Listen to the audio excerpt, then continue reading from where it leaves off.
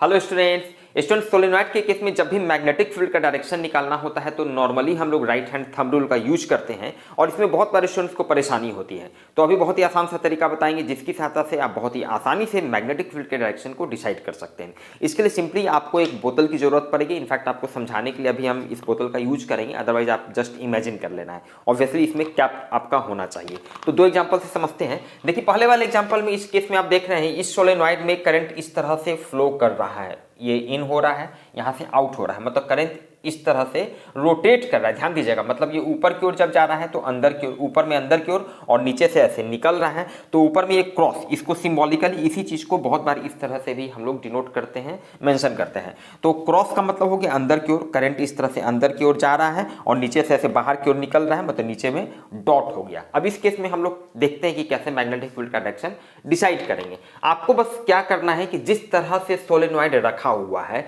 उस तरह से एज्यूम करना है कि बोतल आपने रख लिया है। जैसे इस वाले एग्जांपल में सोलेनॉइड इस तरह से रखा हुआ है हॉरिजॉन्टली, तो बोतल को इस तरह से आपको एज्यूम करना है कि बोतल रखा हुआ है। सोलेनॉइड इस तरह से है तो बोतल इस केस में हम लोग वर्टिकली रखेंगे। क्लियर है? इस एग्जांपल में भी देखते हैं।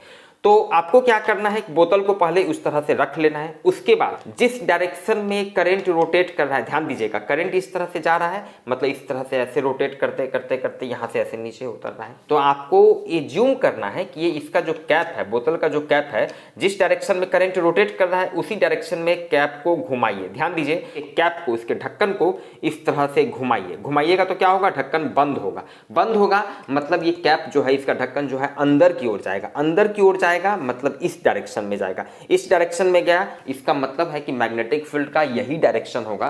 कहने का मतलब है कि मैग्नेटिक फील्ड का डायरेक्शन जो हो जाएगा इस तरह से, इधर, मतलब कुछ इस तरह से आप दिखा सकते हैं मैग्नेटिक फील्ड का डायरेक्शन। मैग्नेटिक फील्ड का डायरेक्शन किस तरह से, किधर, इधर से इधर, इस तरह से ये मैग्नेटिक फील्ड का डायरेक्शन हम लोगों ने डिसाइड कर लिया। ऑब्वियसली समझा रहे हैं इसलिए थोड़ा टाइम लग रहा है। अदरवाइज आप जब प्रैक्टिस हो जाएगा बस देखिएगा और इमेजिन कीजिएगा ढक्कन भाई नीचे जा रहा है ऊपर जा रहा है, अकॉर्डिंगली आप डिसाइड कर लीजिएगा। जैसे इस वाले एग्जांपल में यहाँ पर देखिए करंट जो है यहाँ से इन कर रहा है, तो इस तरह से करंट जो है रोटेट कर रहा है, यहाँ से देखिए। तो इधर जब जा रहा है तो इन हो रहा है, इसलिए क्रॉस हो गया सिंबॉलिकली, और इधर से आउट हो रहा है तो निकल रहा है। अब क्या करना है, बोतल को भाई इस तरह से रख दीजिए, जिस तरह से भी सोलेनॉइड रखा हुआ है। सिंपली अगर सोलेनॉइड इस तरह से तिरछा जैसे भी, अब आपको कहीं हाथ को घुमाने की जरूरत नहीं है।